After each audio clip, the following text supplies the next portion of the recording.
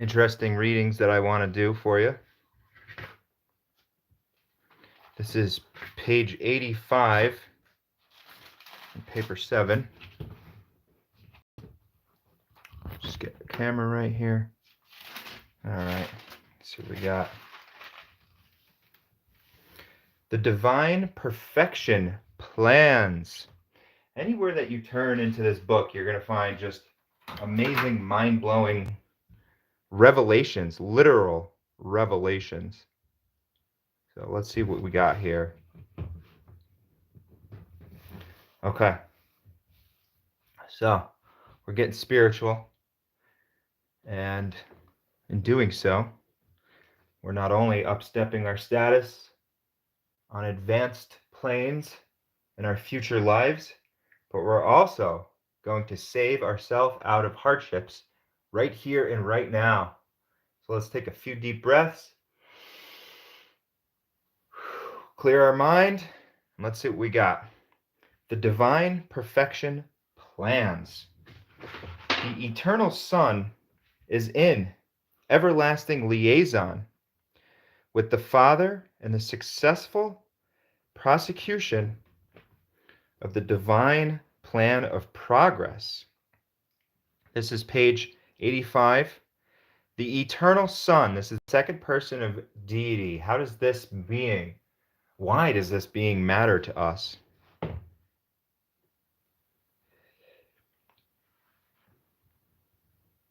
universal plan for the creation, evolution, ascension, and perfection of will creatures. So it's not just let's create them and see what they do. No, there is a clear plan about the perfection of our being.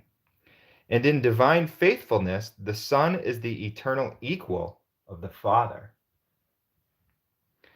The Father and his Son are as one in the formation and prosecution of this gigantic attainment plan for advancing the material beings of time to the perfection of eternity. The project for the spiritual elevation of the ascendant souls of space is a joint creation of the Father and the Son. Right? So it's a whole entire gigantic project of this elevation. And they are, with the cooperation of the infinite spirit, the third person of deity, engaged in associative execution of their divine purpose. The divine plan of perfection attainment embraces three unique, though marvelously correlated, enterprises of universal adventure. Okay, what are those? If you're just joining us and you have something that you either want to read or comments or questions, feel free to just let me know. Okay, so these are the three aspects, even though they're correlated. The plan of progressive attainment. This is the Universal Father's plan of evolutionary ascension, a program unreservedly accepted by the Eternal Son when he concurred in the Father's proposal. Let us make mortal creatures in our own image, which I believe is a concept from the Bible.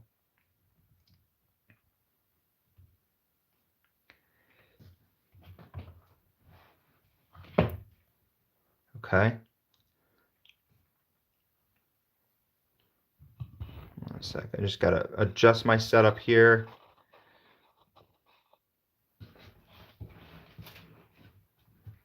Let's see. Okay. This provision for upstepping the creatures of time involves the Father's bestowal of the thought adjusters. Okay, so those are our fragments of divinity that exist within us, the thought adjusters. So that was part of the plan. Geez, how are we going to make these lowly animal origin creatures stepped up to the next level? Ah, yes, we'll give them actual fragment of divinity within them that you have right now. So I see there's two people in the chat and there's me. There's also three fragments of God sitting right here, right now.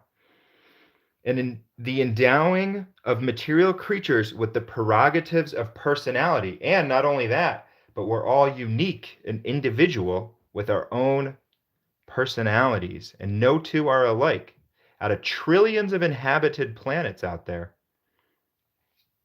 The bestowal plan. Okay, so that's the first part, is the thought adjusters. Next part of the divine plan of perfection. The next universal plan is the great Father revelation enterprise of the eternal Son and his coordinate sons. This is the proposal of the eternal Son and consists of his bestowal of the sons of God upon the evolutionary creatures, there to personalize and factualize, to incarnate and make real the love of the Father and the mercy of the Son to the creatures of all universes. Inherent in the bestowal plan, and as a provisional feature of this ministration of love, the Paradise Sons act as rehabilitators of that which misguided creature will has placed in spiritual jeopardy. We're going to go back to this because this is really important. Whenever and wherever there occurs a delay in the functioning of the attempted plan, of the attainment plan, if rebellion, perchance, should mar or complicate this enterprise, then do the emergency provisions of the bestowal plan become active and forthwith.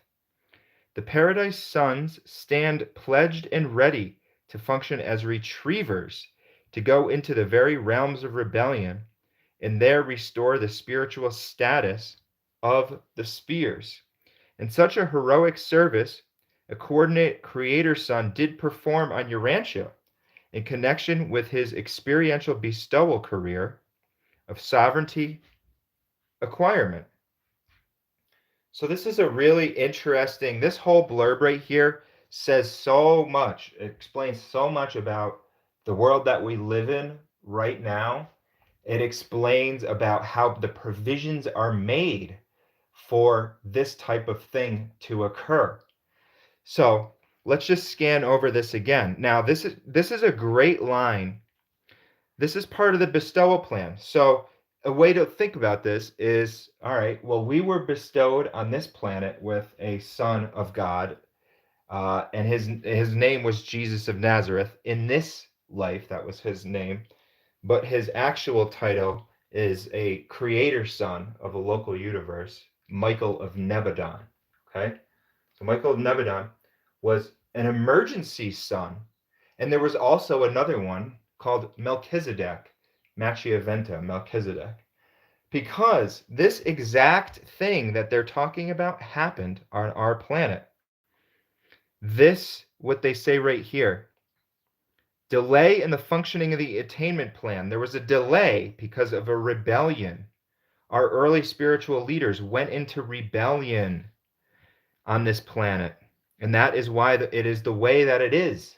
If you open up your newspaper and you see this war's happening, this type of, prison system, all of this type of really enmeshed difficulties is because of this rebellion. And not that all of the worlds would have been perfect, but by the time that a planet gets to the million-year mark of their evolution as human beings, and that's what they teach, is that human beings have been on the planet for roughly 1,000,000 years, 7,000 years shy of 1,000,000 years.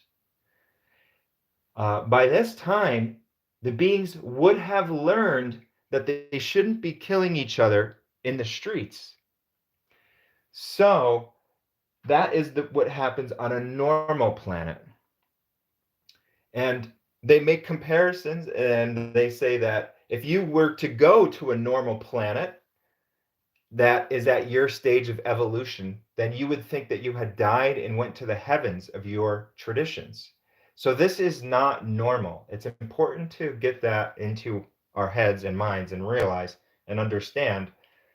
Unless we had something to compare it to, we would have no idea. We would think that, oh, this has to be normal. This is just human nature that we kill each other in the streets every single day, or we do massive wars and bombings of orphanages and hospitals and that sort of stuff. We would think that that was normal. But unless there's some sort of way for the beings in that cosmic prison world to know and understand that there's something outside of it and compare, you would have no idea that it wasn't normal. And so that's what this book does. It's showing you what is outside, right? It's showing that a rebellion did occur here. It marred this enterprise of bestowal. Look at what it says. It says if they had placed, where's this word spiritual jeopardy? Okay, look at this sentence. The Paradise Sons act as rehabilitators of that which misguided creature will has placed in spiritual jeopardy. We were about to become spiritually extinct. There is a very dramatic reason for Creator Son to come here, emergency sons to come here. But the provisions were made. That is something that was designed by this bestowal plan, is that even in a non-emergency function, there is this bestowal of the eternal Son and the coordinator sons, right? The spirit of truth, just this massive ministration of these angelic beings. There's this bestowal plan, right? So I thought that that was a really interesting point about the fact that we are placing things in spiritual jeopardy, but we had our Jesus of Nazareth and our Machiaventa Melchizedek to try to correct the course. And they did to a large measure. Truth was about to be extinguished on this planet. The light and flicker of truth was about to be extinguished. Every one of the beings was going into these really strange religions. They were inventing, hundreds of gods, a god for this, a god for that. This god needs to have a sacrifice done for him. This god, there's all these strange systems. We have to war with this people and turn them into our slaves because we're the chosen people. But then an son comes to the planet in that role and says, no, there aren't. You're all chosen people. They try to do whatever they can to right the trajectory or path of the planet. So let's see. Let's look at the next part here. But even so, even though they did that, even though our Jesus of Nazareth came, we're still not embracing the message. And this is actually an emergency bestowal, this entire book. The light of truth was about to be extinguished again on this planet. So we're really having a tough time getting our act together. But that has nothing to do with you as an individual. You, no matter what's happening around you, you can still be on the ascension plan, on the trajectory. The plan of mercy ministry. When the attainment plan and the bestowal plan had been formulated and proclaimed, alone and of himself the infinite spirit projected and put in operation the tremendous and universal enterprise of mercy ministry. This is the service so essential to the practical and effective operation of both the attainment and the bestowal undertakings, and the spiritual personalities of the third source and center all partake of the spirit of mercy ministry, which is so much a part of the nature of the third person of deity, not only in creation, but also in administration. The infinite spirit functions and literally as the conjoint executive of the Father and the Son. Okay, so there's this really deep plan of mercy ministry, this administration, and this involves all of your hierarchy of angelic beings. There's so much to that. So it's those three ideas. The progressive attainment, which is the thought adjuster and the father fragment within us. Remember, this is about how are we going to lift these animal origin creatures up to the level of divine function. The second is the bestowal plan, the sons of God, our own creator son, and that they bestow themselves to us. Sometimes in an emergency, but even if not, there's aspects of the son that is bestowed to even normal worlds. And then the mercy ministry, the leagues of angels. The eternal Son is the personal trustee, the divine custodian of the Father's universal plan of creature ascension. Having promulgated the universal mandate, be you perfect even as I am perfect, the Father entrusted the execution of the tremendous undertaking to the eternal Son. And the eternal Son shares the fostering of this supernal enterprise with his divine coordinate, the infinite Spirit. Okay, so that's the infinite Spirit is the third person of deity. Thus do the deities effectively cooperate in the work of creation, control, evolution, revelation, and ministration. Right? So let's look at those again. Creation, as in formulating the patterns of life, the life creators bringing those protoplasms, those single-celled organisms to this planet to begin the process of life on an inhabited world. Okay? And then the plans are to have control and evolution so that these single-celled organisms are to evolve eventually and become humans who can choose the will of the divine or not. Revelation, that's what this book is. It's key, or else it would take them so long to figure things out and to learn about how are we supposed to have a planet. Look at where we're at in this day and age. Like I said, we're killing each other in the streets. We have wars with nation versus nation because we're not taking the revelations. We're ignoring them. Not us, you and I, but just collectively as a whole. And ministration, so they're gonna minister to you daily, minutely, and if required, in restoration and rehabilitation, if required, which was happened here. It was required here. The spirit of bestowal.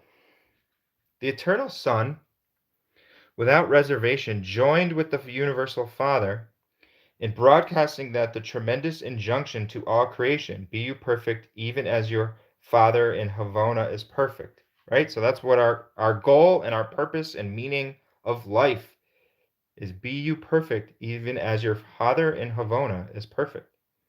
And ever since the invitation command has motivated all survival plans in the bestowal projects of the eternal Son and his vast family of coordinate and associate sons, and in these very bestowals, the sons of God have become to all evolutionary creatures the way, the truth, and the life.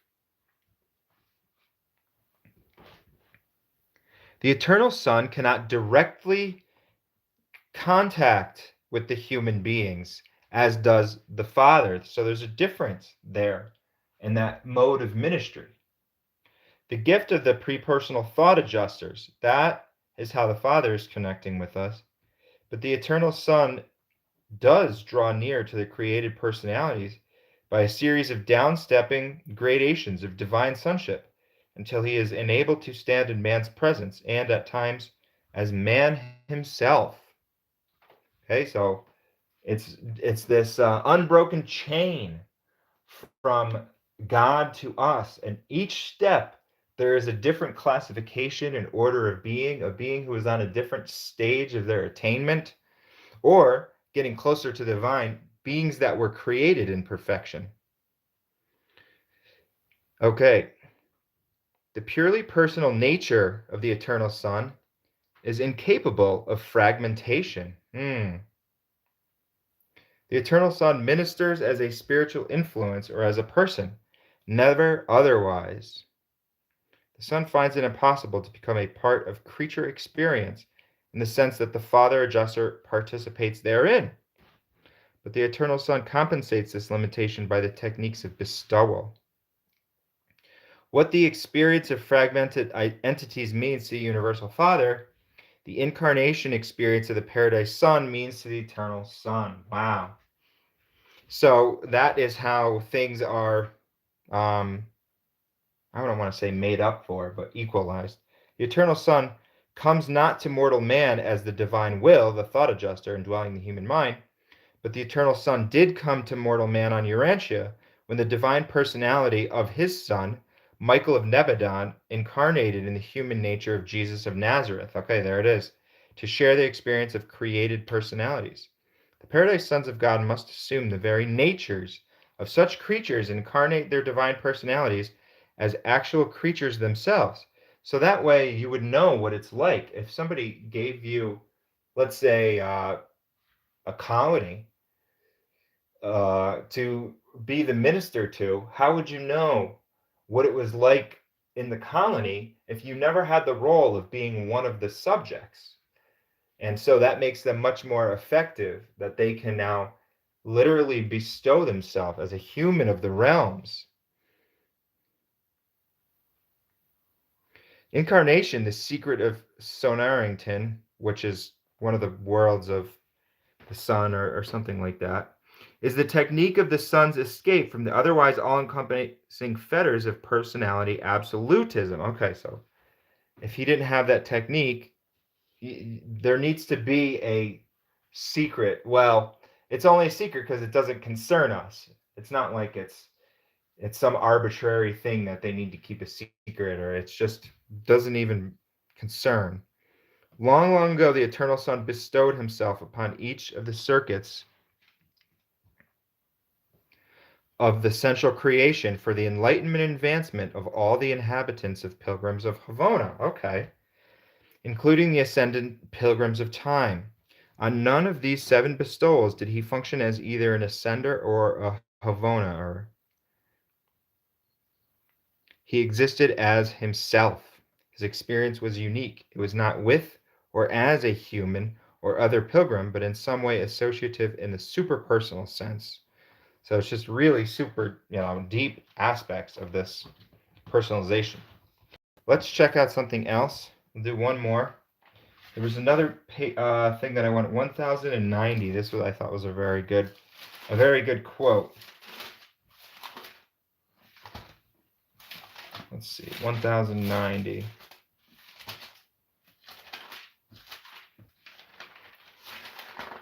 All right, so if you're just joining us, I got a good quote that I found in the Urantia book.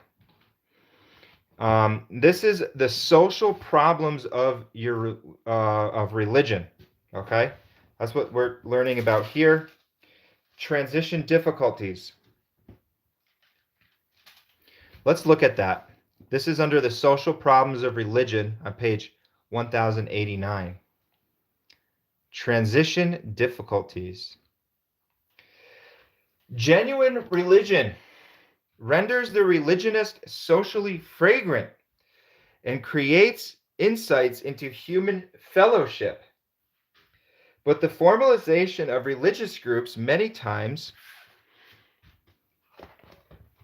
destroys the very values for the promotion of which the group was organized.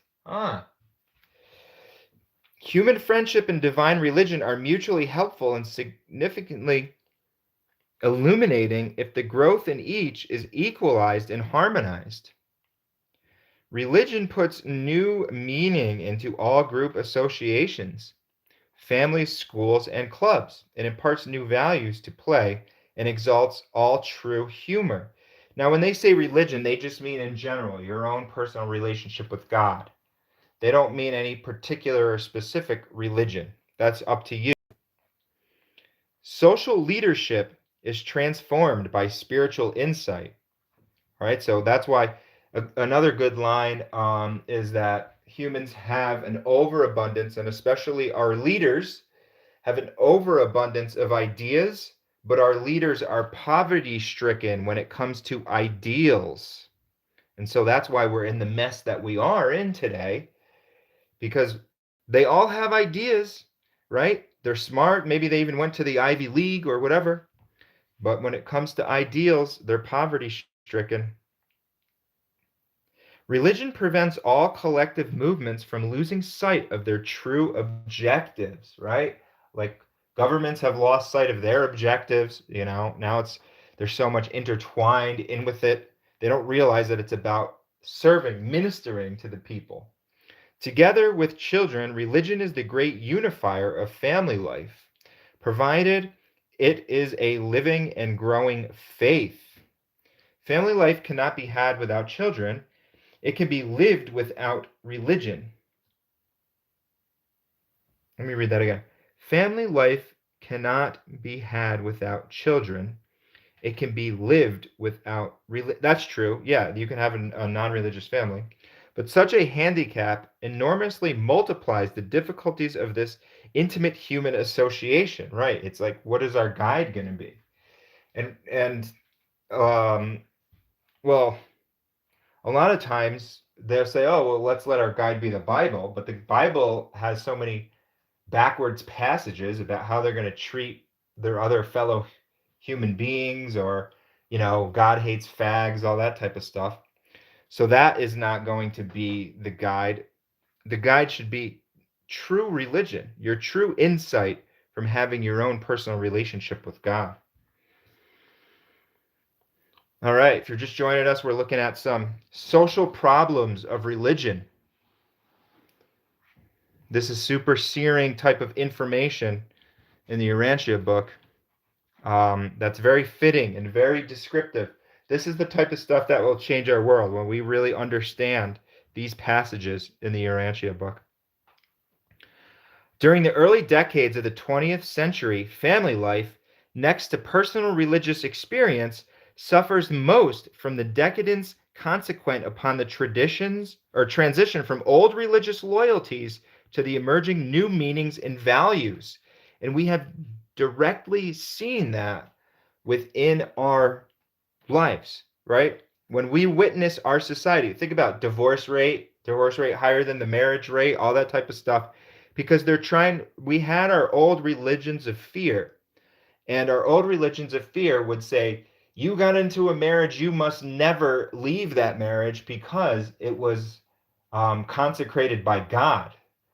But it really wasn't consecrated by God, because if God desired two beings to come together, they would never separate. Okay, that's just their human idea. It's a high value. It is the highest human institution that they stay together and try to work things out if possible. But if one of them's being abusive or something like that, our old religions would say, nope, you got to stay in the relationship because God decreed it.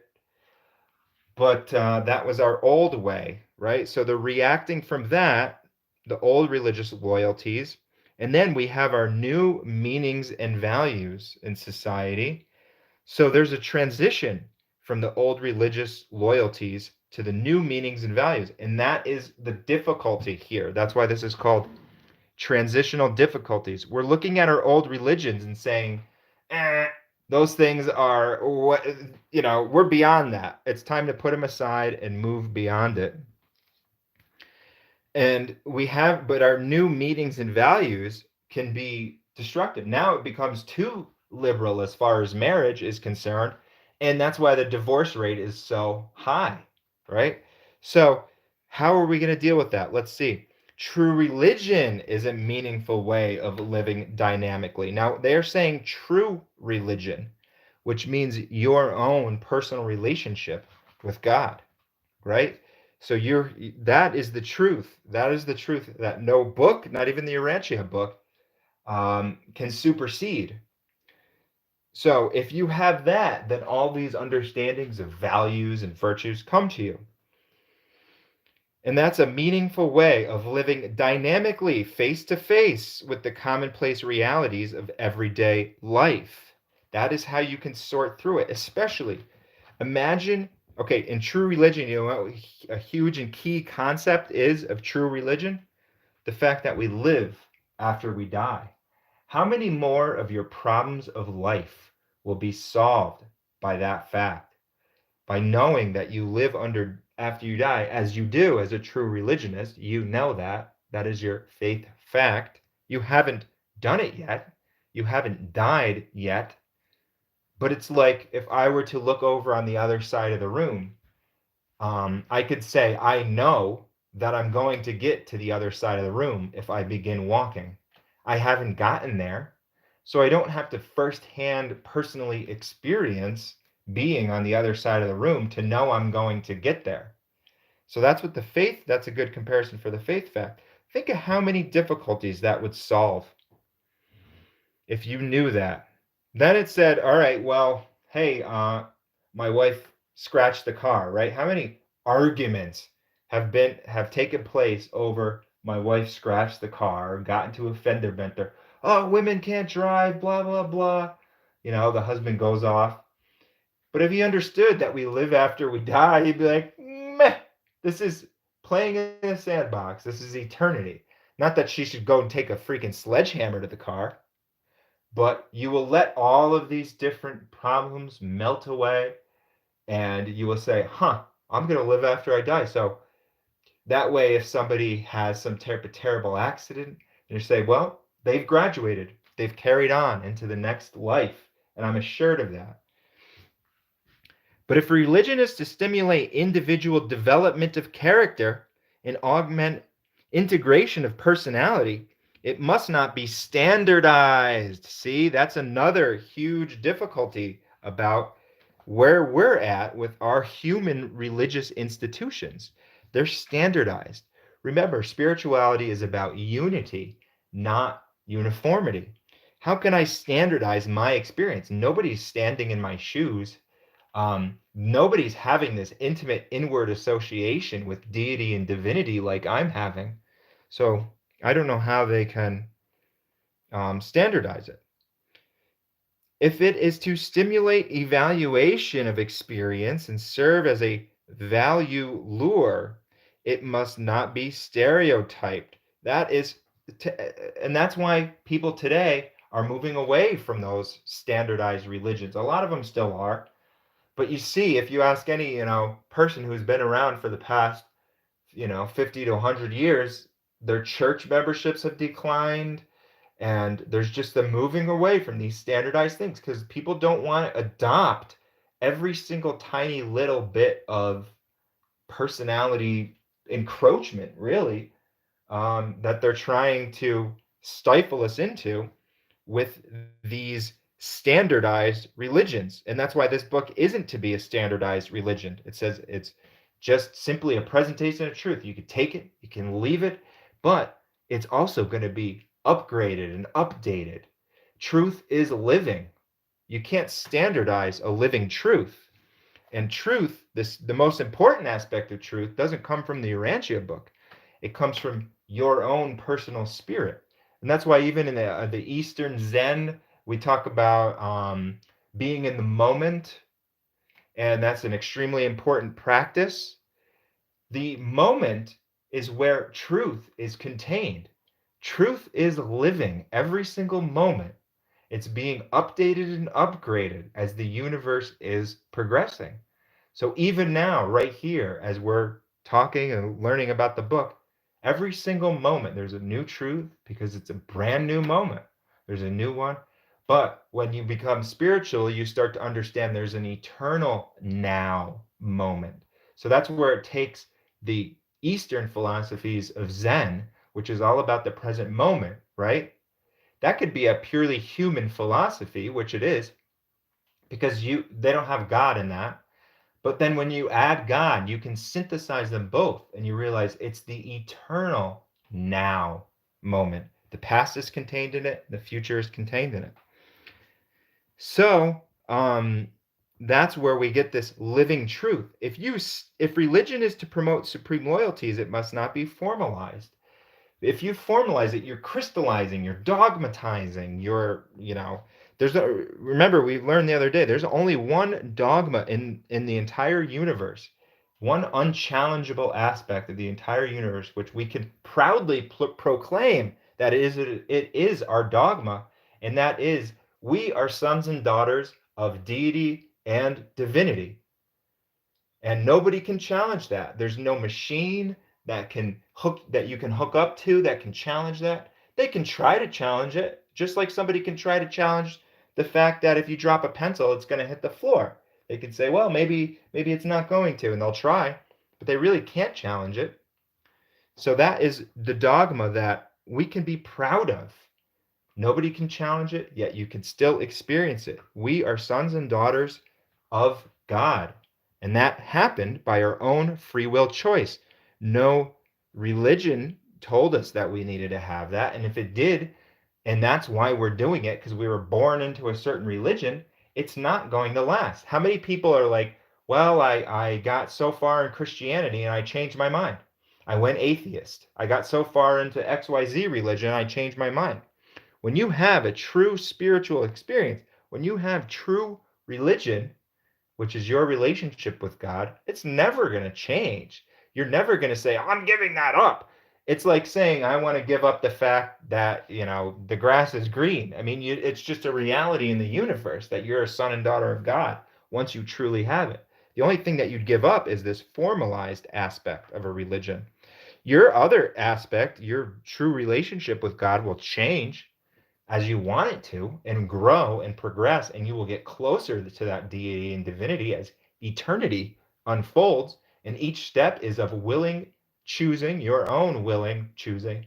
And each step is like a whole new realm of joys that you didn't even know you could experience. And we're talking world after world, life after life. Just even you don't even have the capacity right now to understand it. And the book also lays that out. No matter what upheavals may attend the social and economic growth of civilization, religion is genuine and worthwhile if it fosters in the individual an experience in which the sovereignty of truth, beauty, and goodness prevails. Those things have to be sovereign if your religion is to be worthwhile. If you have a religion where it's okay to do animal sacrifice, that's not beautiful, right? To tie an animal up and to do, or they even used to do human sacrifice and all that. If somebody had just read this quote, this revelation of truth from the Urantia book, let's read it again. It would have changed so much. So many people would not have had to go up onto that Aztec altar, for instance, where they thought that they were sacrificing humans to appease gods. If they had this one line, how many people would they have been able to save?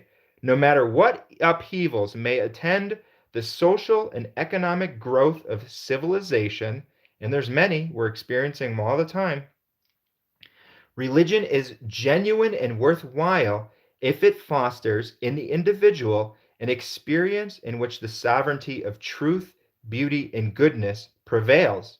For such is the true spiritual concept of supreme reality. That would have changed the whole. There would be no like crusades in order to try to convert people into Catholicism. Let's or witch all that witch burning stuff that said, this person is doing a different religion from me. Let's burn them at the stake. Well, that's not beautiful, right? That's not goodness. That's not goodness prevailing at all. So that they were trying to take these social and economic upheaval, right? Oh no, it's a social upheaval. There's a woman in our church that does this religion that she's into, this Wiccanism. Oh no, that's going to upheave our whole social class. Well, what should we do? Well, if they went to their religion, they would have found a different way to figure out what this upheaval was. Probably by just saying unity, not uniformity. But they did not. They went to their false religion of we need to kill the other guy if he doesn't believe in the same thing that we believe in, right? That's their man-made evolutionary fear aspect of that religion. Even though their religion has a seed of truth, and I'm not knocking that in Christianity, but that aspect that says kill the other guy because he's not doing it right. Okay? We're talking about supreme reality here, folks, beyond the mind of man, more fundamental than the mind of man. And through love and worship, this becomes meaningful as fellowship with man and sonship of God. So the other thing, those people might look at that like they're dirty or taboo words. Oh, sonship of God. Oh, that sounds like Christianity to me.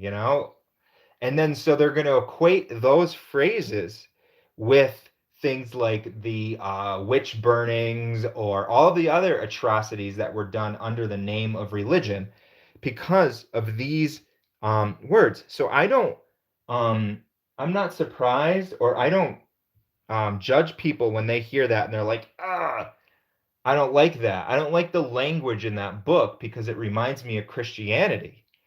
I'm very understanding of that, but I wish there was another way to say it.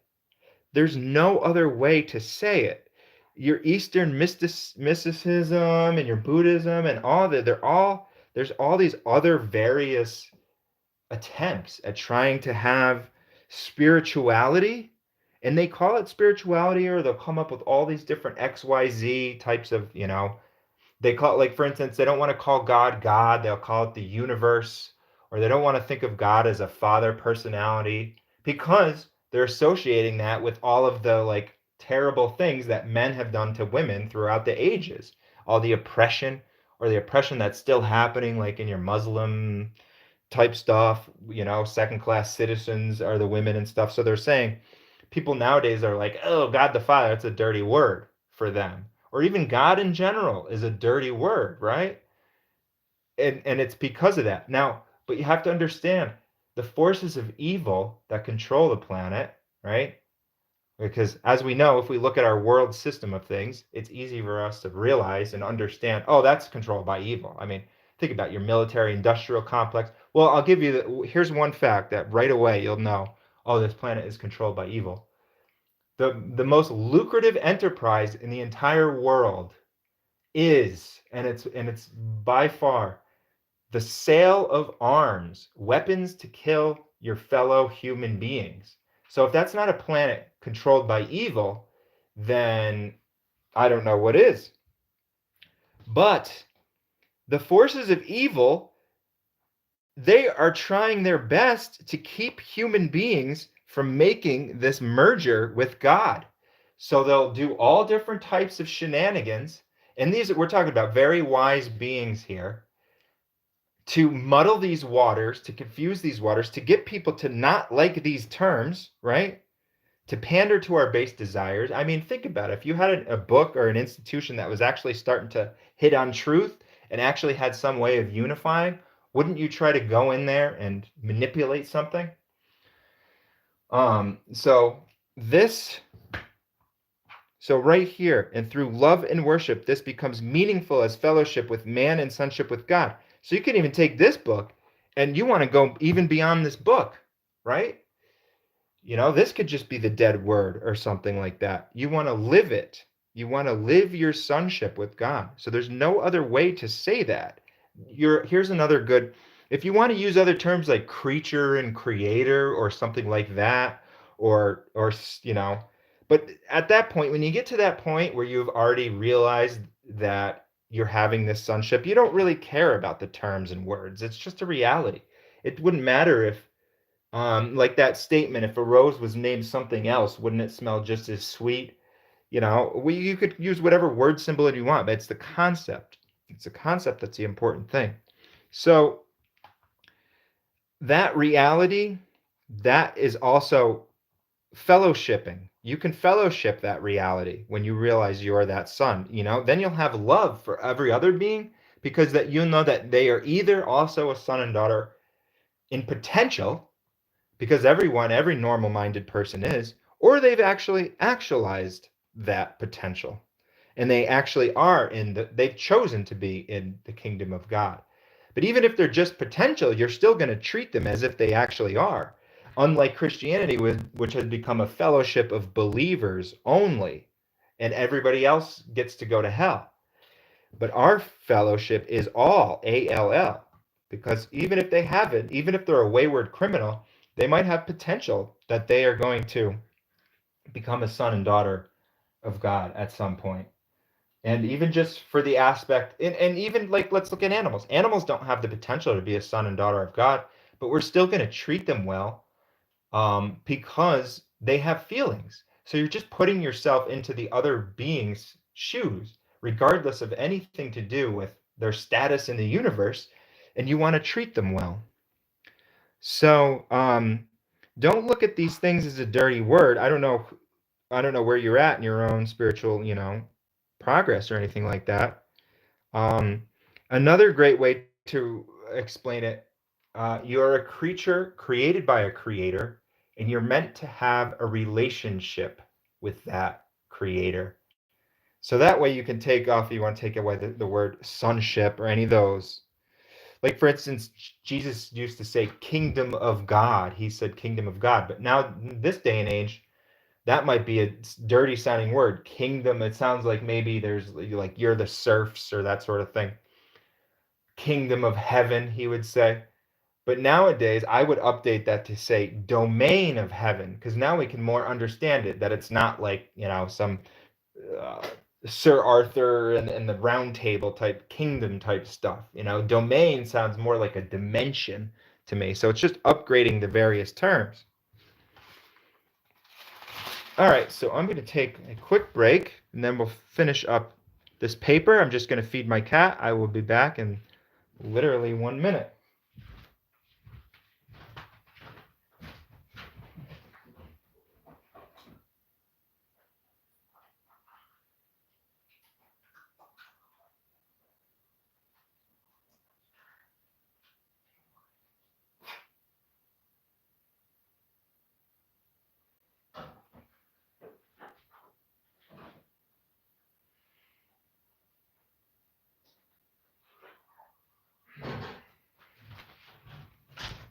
All right, so let's carry on here.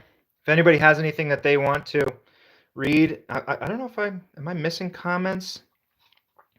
Just throw me a comment if there's anything in particular. Okay, no, I didn't miss anything. I don't think I missed anything. All right, here we go.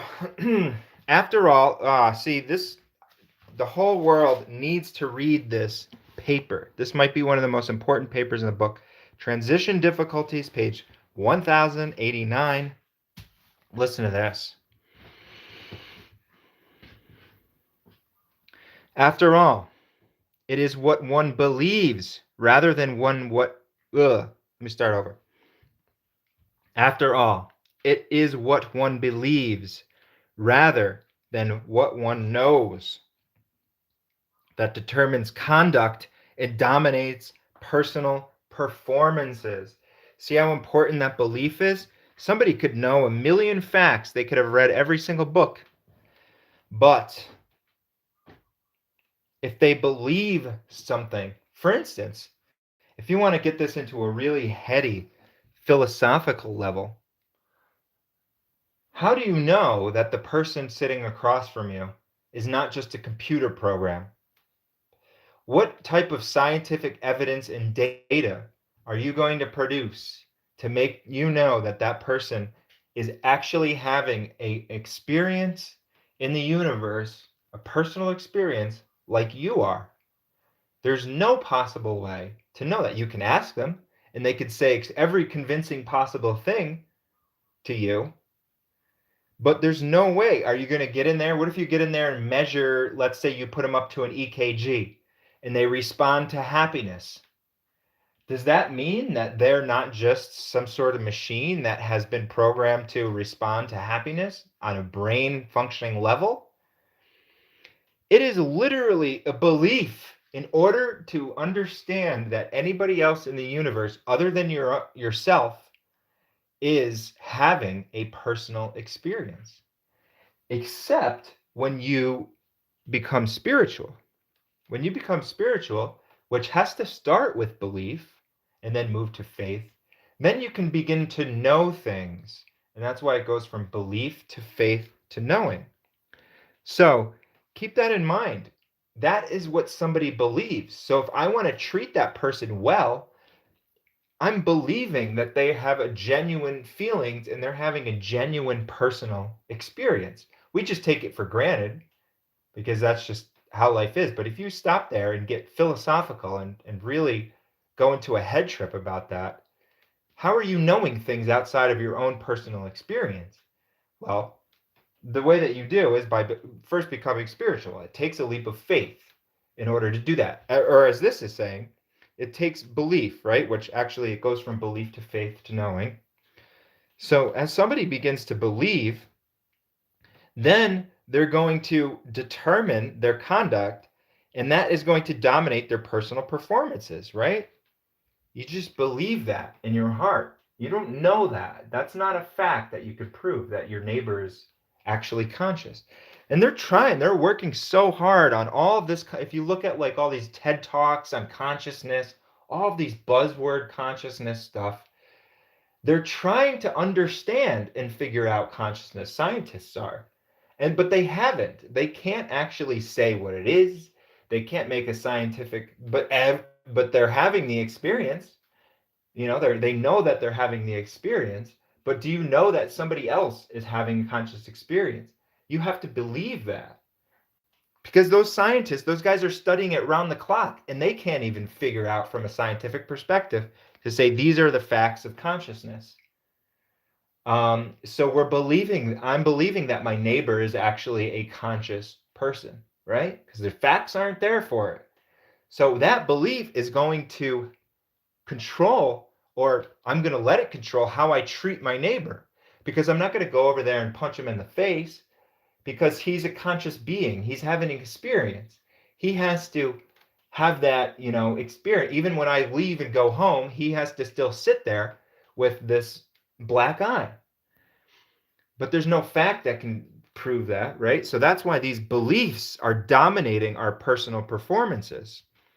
Purely factual knowledge exerts very little influence upon the average man unless it becomes emotionally activated, right? It's just something that you read in a book. It's not really changing your life or anything. That's a good one liner for that. A book tightly shut is merely just a block of wood. So that is why if you open up the book and then you live the lessons that the book is teaching, that's when you're emotionally activating that that fact, right? But the activation of religion is super emotional. So now we're going even beyond just believing that my neighbor is conscious. Now I'm doing something like believing that we're literally brothers and sisters because we're in the family and kingdom of God. That's a next level. That's faith, and that's super emotional. Unifying the entire human experience on transcendent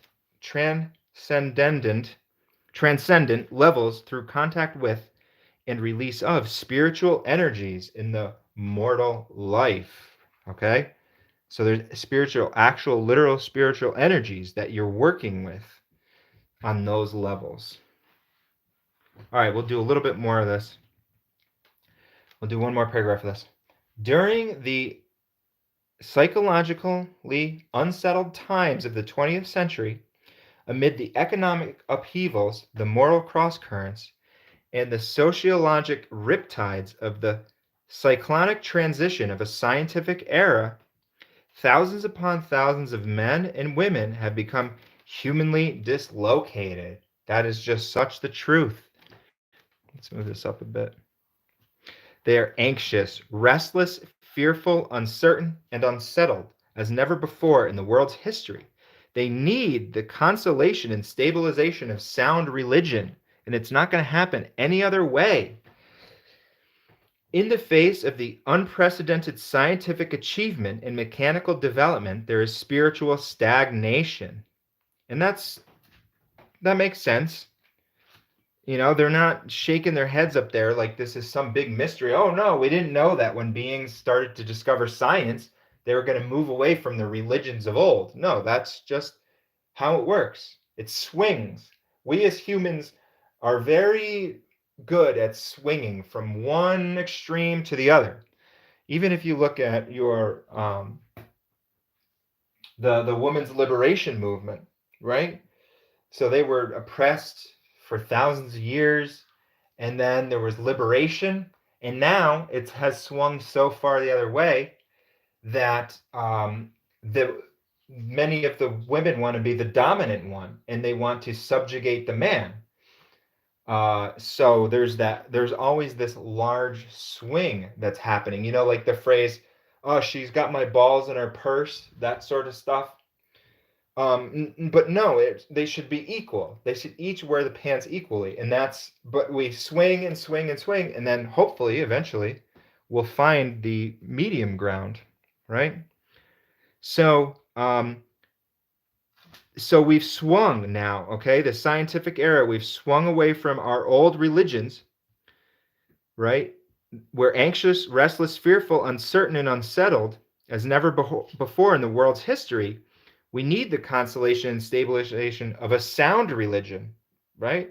Your own your own true relationship with deity and divinity that gets upgraded and updated every single moment. That living beacon of light, that living truth. In the face of unprecedented scientific achievement and mechanical development, there is spiritual stagnation and philosophic chaos. We're all over the board right now. So there needs to be, we got to bring it down to ground zero. There is no danger in religion becoming more and more of a private matter, a personal experience, provided it does not lose its motivation for unselfish and loving service.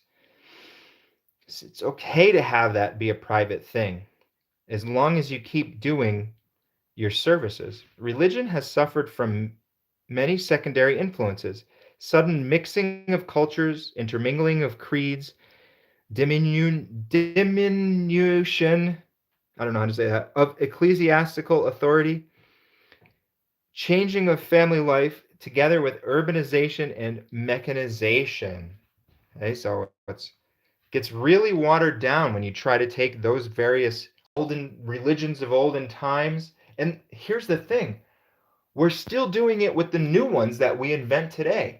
Which religion, think of any of these, like, let's call it New Age, all right? The New Age religion, that is now more or less like a cult. If you look at, if you go to any one of these New Age healers, or one of these New Age gurus, it's going to have all the buzzwords about the Matrix, um, and they're going to sit at the front of the thing like Indian style, and there's going to be a fusion of Buddhism in there and stuff like that. And it's basically becoming this institutionalized. They're taking what the New Age religion was supposed to be, which was supposed to be the best and brightest of all these different things, and allowing the individual to pick and sort through that. But humans aren't good at doing that.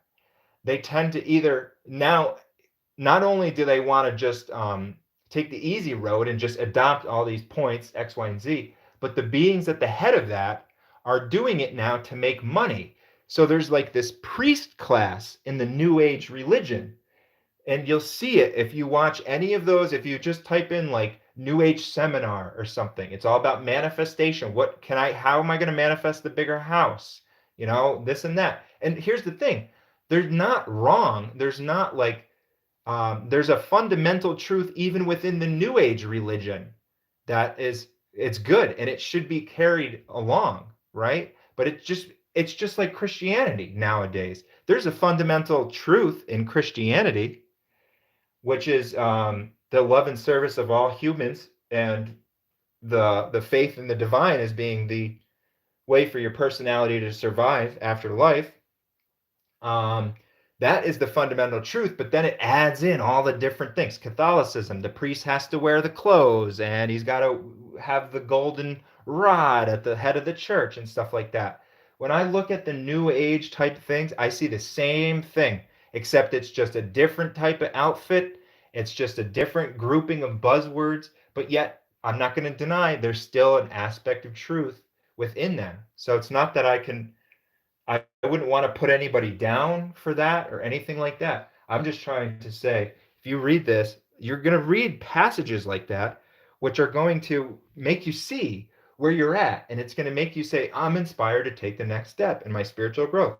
This book, you shouldn't do a religion around this book. And it even says that. It shouldn't be something, there's no religion for it, because the main tenet of it is that truth is living. That's one of the main tenets. So it's not saying we need to do a religion based on this. This is simply a guidebook. It's like a physics book. You wouldn't do a religion. Well, some people do. They become dogmatic even in their materialism, which is something that shouldn't be. That's going to be stagnation as well. And that's exactly what they're talking about here when they said that the scientific age has turned us away from the spiritual or the religions of old, right? But then what science is becoming its own religion, right? It's the religion of atheism, and they're professing many times, many of them, even like your Neil deGrasse Tyson and them, they're they profess to have some sort of insight about God, um, that it doesn't exist, right? How many times have you heard scientists? They're like, "Oh, I'm so science minded that I know that God doesn't exist." They're really just reacting to a religion of old. It just said it right here. Okay?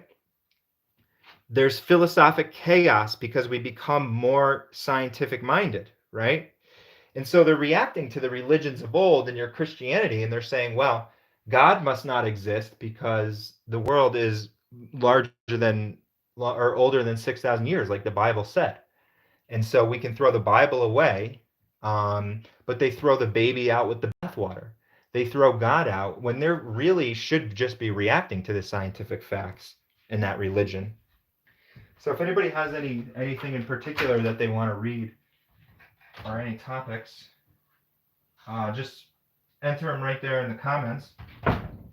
So that's what New Age, it's philosophic chaos out there, everybody.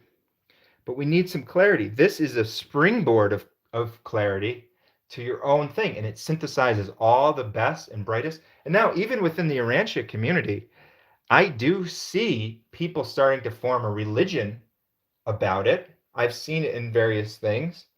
There's just no way to kind of deny it, even though the book says like don't do it. Um, they'll still, because the book has to be updated and upgraded. Here's another one. When this is a perfect one. Look at alcohol, for instance. Alcohol is one of the best examples of all this. If I was to say to somebody, all right, scientific fact, alcohol causes cancer. That's just the way that it is. That's scientific fact. Um, if I was to say that to a religionist, they'd say, well, Jesus drank wine. But Jesus was a first century Jew with a first century mind. He was not supposed to come here and reveal all these informations about, the advancements of science, the advancements of physiology, medical science, what causes cancer, what substances thing. He wasn't supposed to upturn their social order or that sort of thing. He was just coming with that simple message about love and faith.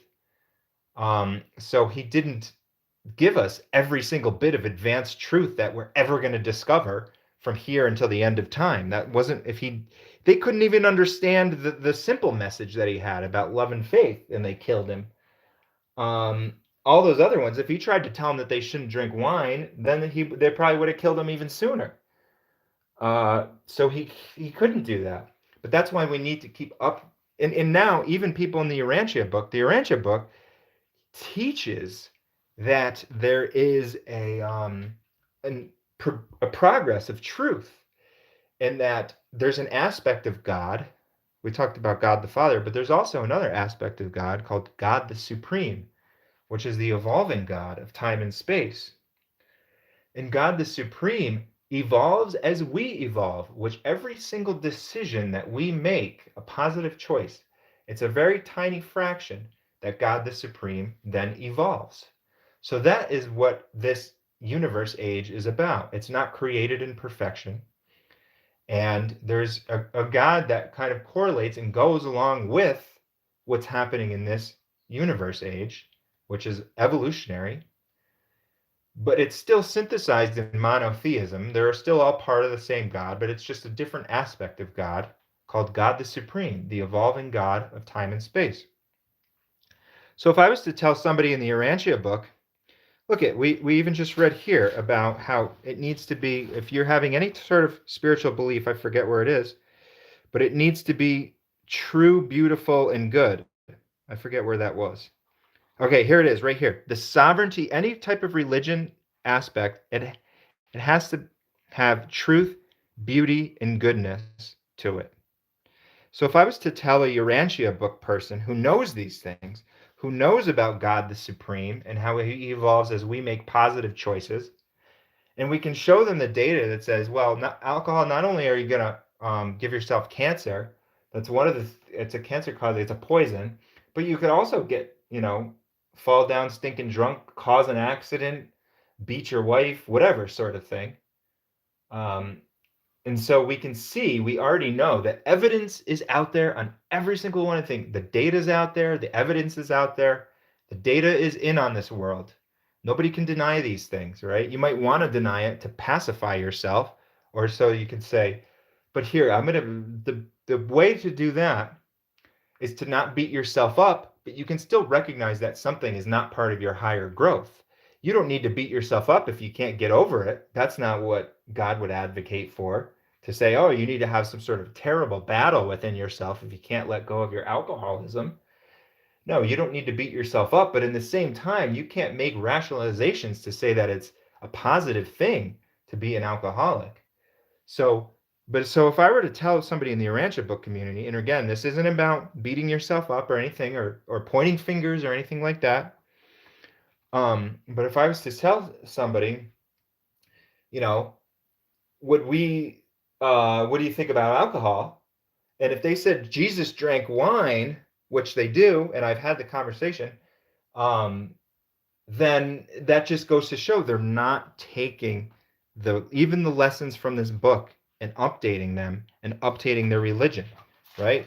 Religions need to be updated all the time. We discover more because they're personal and living, right? As you're updated every single day. Every single experience that you have that brings you to a higher consciousness.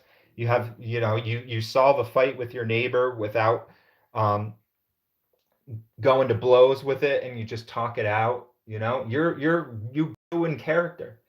Now here's another good line to understand. We do not build character. You can't build character. You grow in character. So you can't just go to a seminar and sit there and have a new age healer teach you about character building on a TED talk, or even this talk right here. You can grow in character. It takes those situations where you're in there. You might learn a few things. It's never just, this isn't to say you should never learn from somebody, or you should never sit in a seminar.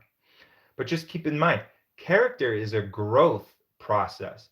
It really takes those nitty gritty experiences where you're in the mix and you're solving them with your spiritual understanding to make it so that you're harmonizing those around you. You're not going to physical violence to do it, and you're not escapism by going to alcohol or drugs or something like that. You're just in there, you're in the mix, and you're saying, you know how I'm going to solve this? I'm going to solve this because I have a divine nature within me, something that knows, and it knows now, something that far transcends this world and all of these decision making processes. And that is character growth in that moment. Okay, so this is the quote that I wanted to read. Listen to this. Man's greatest spiritual jeopardy consists in partial progress. The predicament of unfinished growth.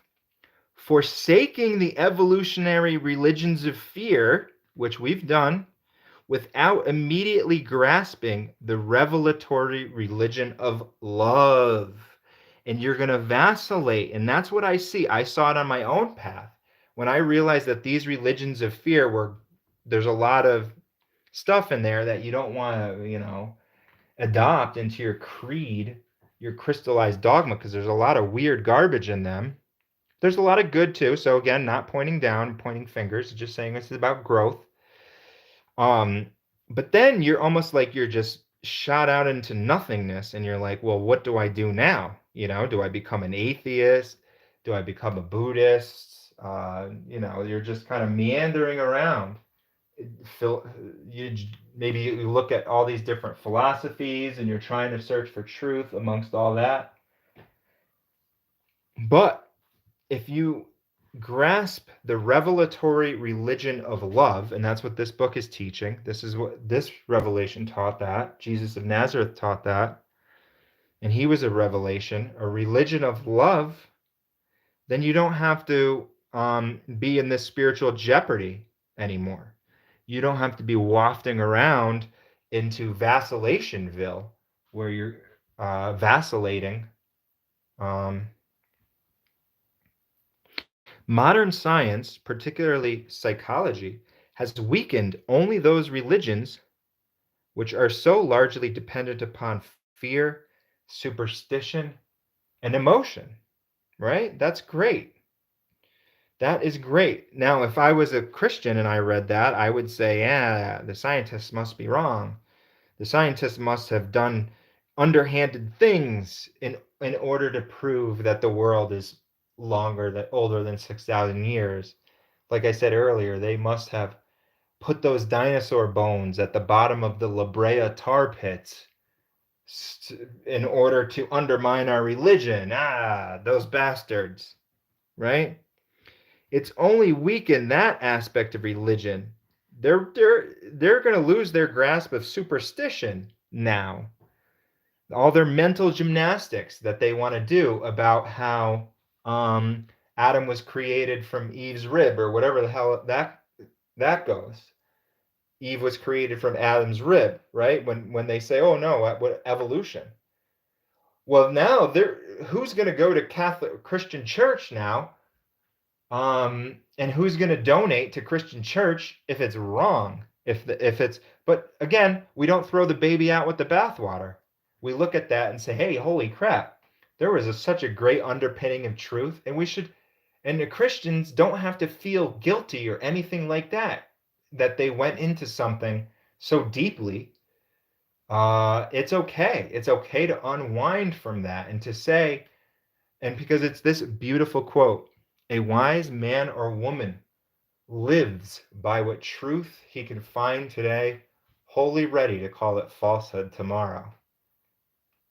So think about that. You're not just saying that nothing is true and that I'm not going to live by any truth, right? I'm just everything garbage. There's no such thing as truth. I'm a nihilist or whatever. No, you're taking that truth and you're living by it today. No matter how um, you know, even if it's not very well formed, that is your truth. That is your experience in the universe. You should live by that. If that's Catholicism today, then that's great. But tomorrow, we should be wholly ready to call that a falsehood because we're growing, we're progressing in the universe. Just like this book, tomorrow, if I was to get some sort of profound spiritual experience, it says I shouldn't teach this book, I would get rid of it.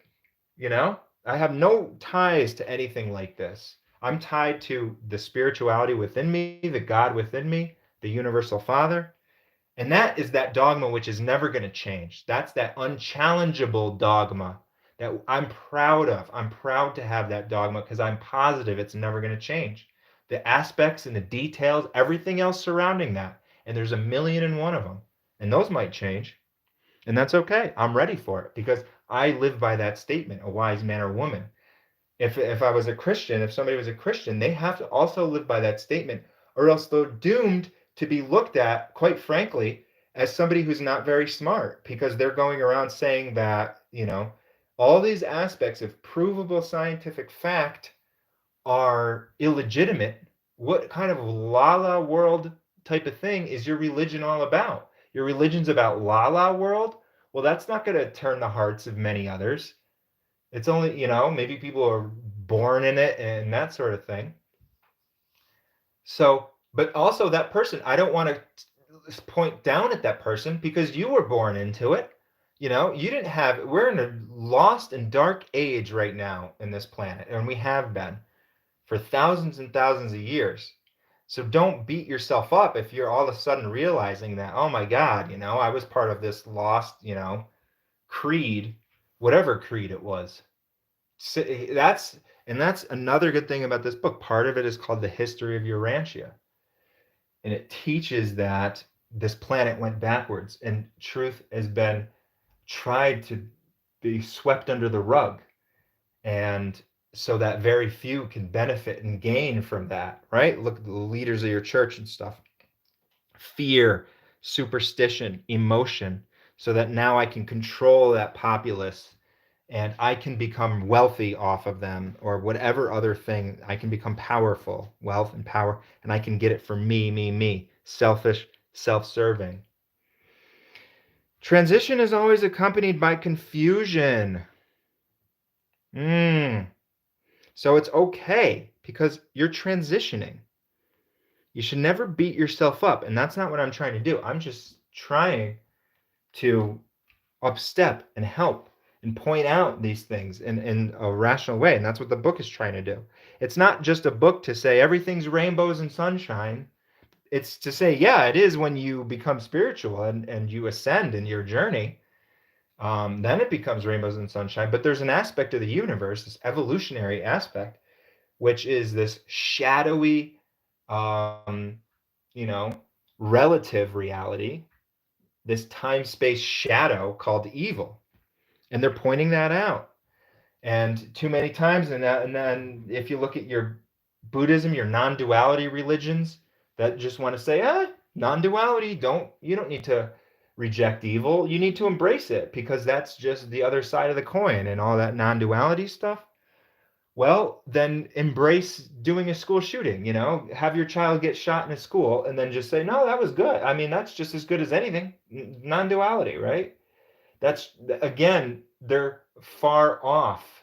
They're flighty in this non-duality. Now, again, the seed of truth, non-duality exists, but it's on higher planes of spiritual. It's in this is a time-space universe, right? Where this is where we're at right now. We'll ascend beyond that, and while we're here, evil is relatively real. So it's too flighty and just weird to call a school shooting not evil. We can say that.